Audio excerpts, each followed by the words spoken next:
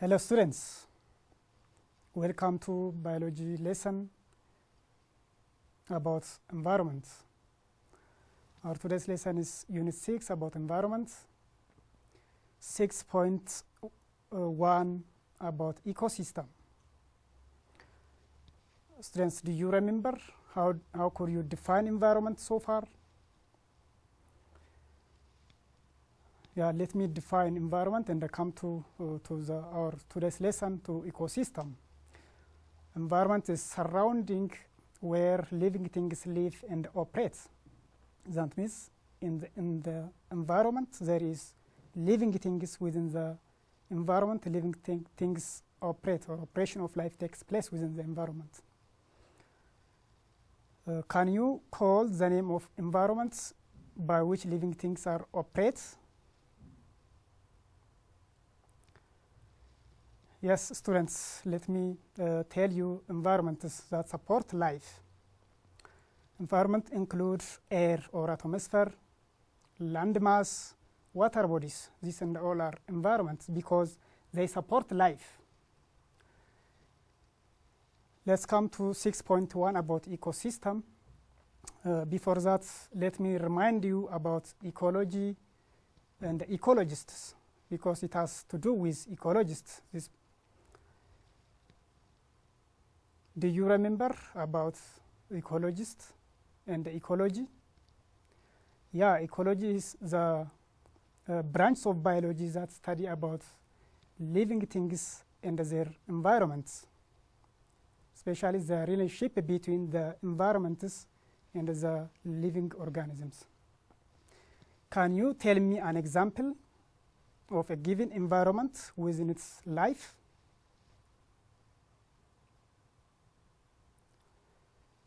Yes, you can say, for example, Lake Tana, along with its fish, some parks with other organisms like us, Samin Mountain with Wale Ibex. So this is environment along their life. They support life.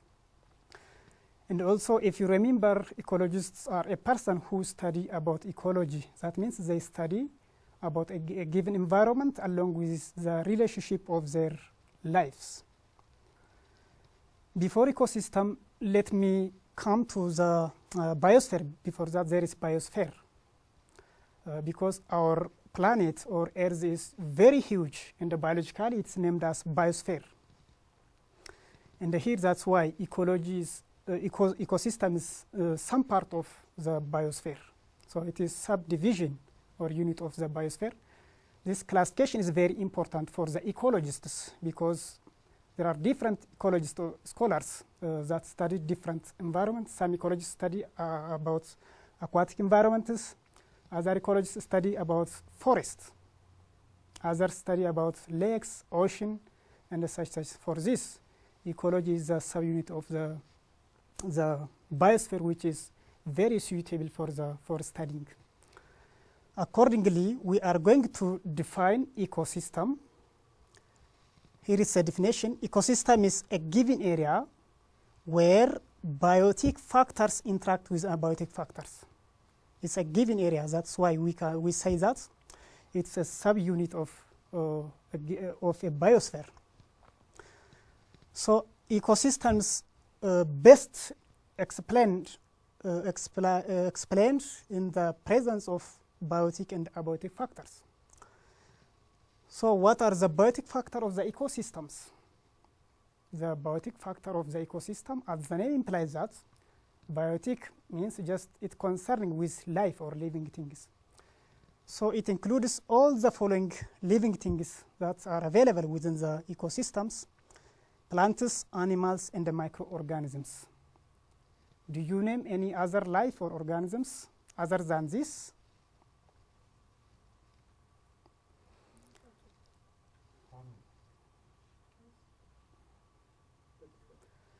No other organisms. The living things are plants, animals, and the microorganisms are the living things within an ecosystem. The second factor of an ecosystem is abiotic factors. Abiotic factors, that means non-living things or physical factors or parts of the ecosystems. So there are many. It includes all non-living things such as climatic condition, soil feature factors, temperature, light, nutrients, and such things. They are said to be or considered as the non-living part or physical part of the ecosystems.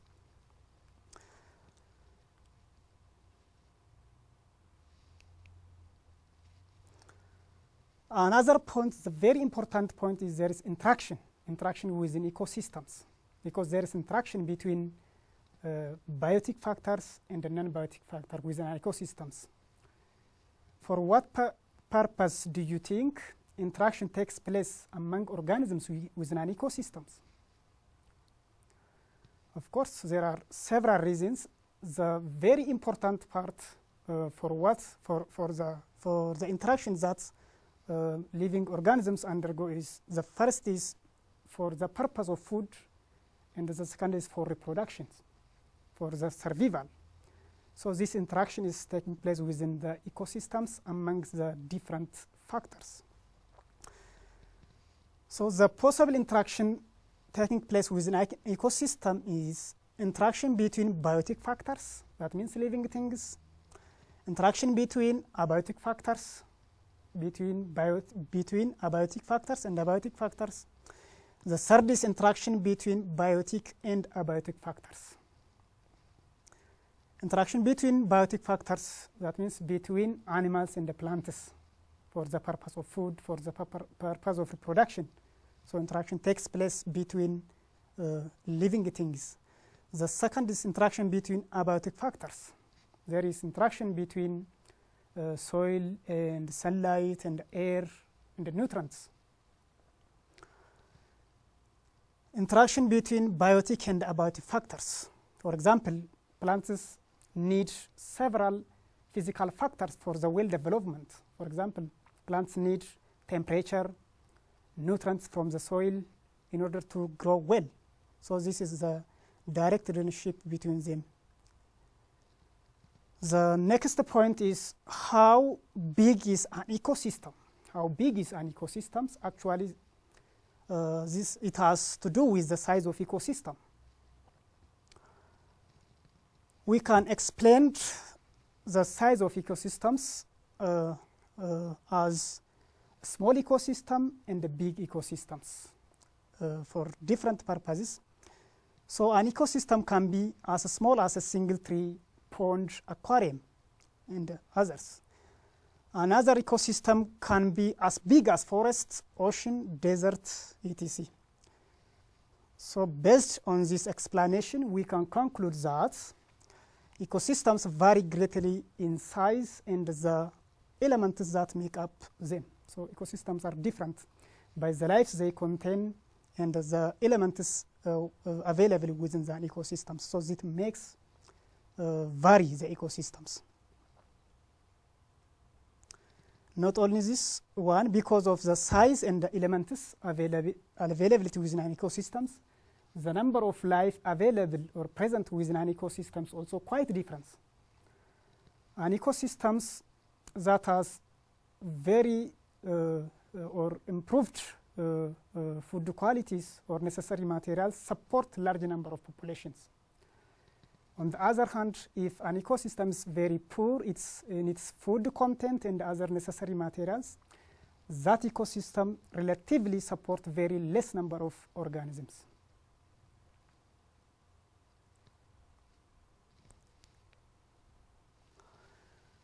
The next point is types of ecosystems. Generally, there are two types of ecosystems in this world. The first ecosystem is aquatic ecosystem. The second is terrestrial ecosystem. Aquatic ecosystem includes all water bodies. You can list from the smallest to the biggest parts of water bodies, from pond, lake, river, to the oceans. The next is terrestrial ecosystem. Yeah, it includes forest, grassland, and the deserts. Aquatic ecosystem in terms, it could be divided into two as freshwater bodies and the marine ecosystems. Lakes, rivers, and the ponds are freshwater, whereas the ocean is saline. That is, it contains high concentration of salt. That's why it's marine ecosystem. And also terrestrial ecosystems are also several. You learned a lot in social studies, the different ecological system or ecosystem of the world. There are different grasslands, savanna grasslands, Mediterranean vegetations, and so on.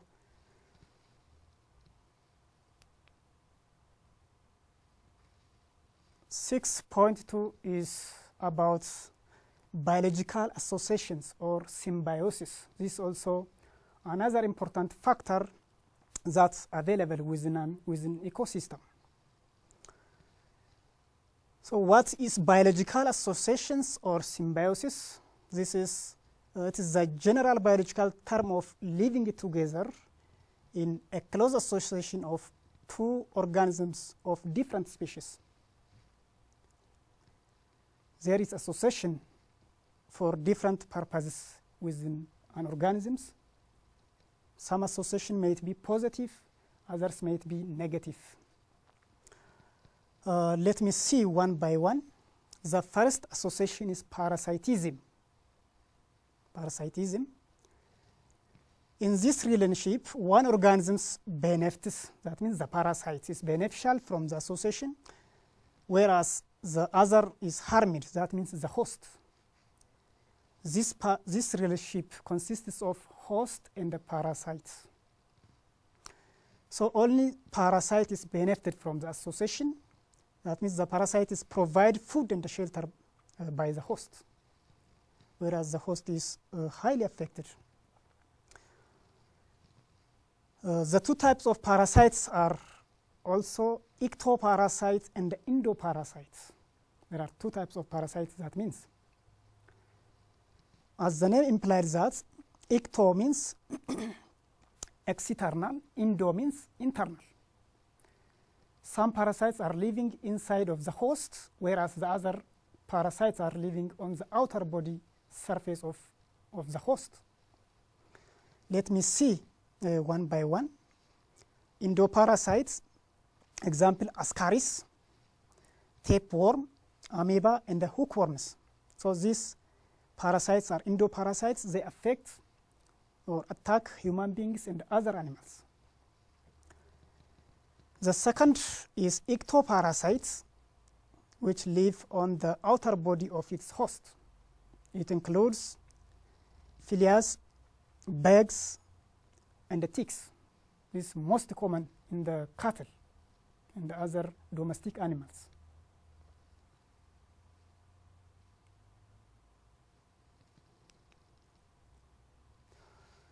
The second association is predation. It is prey-predator relationship. Prey-predator relationship. In this relationship also, one organism is killer. That means it's benefited from the association, whereas the other organ is killed, that is prey. Predators are skillful, very strong, and faster than their prey. This is the characteristics of predators.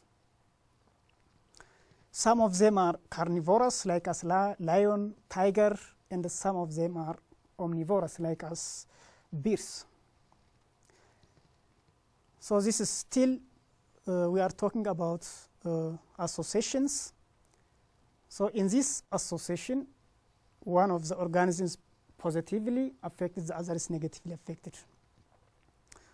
The third association is mutualism. Mutualism. In this association, both organisms benefit equally from the association. It is the relationship in which both organisms are benefited from the association. Both organisms. Let me see one by one types of mutualism. Animal-animal relationships, example, crocodiles and Egyptian birds. Plants-animal relationships, example, bees and the flowering plants. Algae-fungi relationships, That means when algae and the fungi cooperate together, they form another organism, lichen. The fourth is microorganisms in the plants or animals. Termites and the protozoa. This is animal-animal relationship, animal and microorganism relationship. Nitrogen-fixing bacteria in the leguminous plants. This is relationship between microorganisms and plants. Students, can you discuss how both organisms benefit from the association in the above? Refer table 6.2. What does each relationship looks like?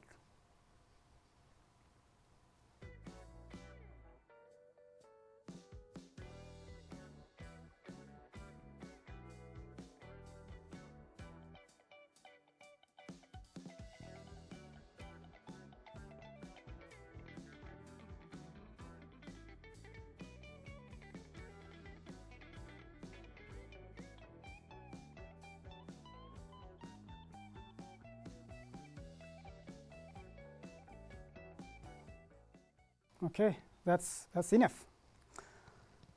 Animal-animal relationships, example, crocodiles and Egyptians. The relationship between crocodile and Egyptians.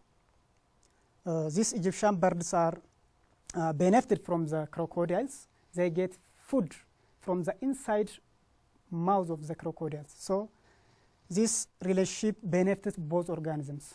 That means birds are able to get food, whereas on the other hand, they clean the teeth of the crocodile.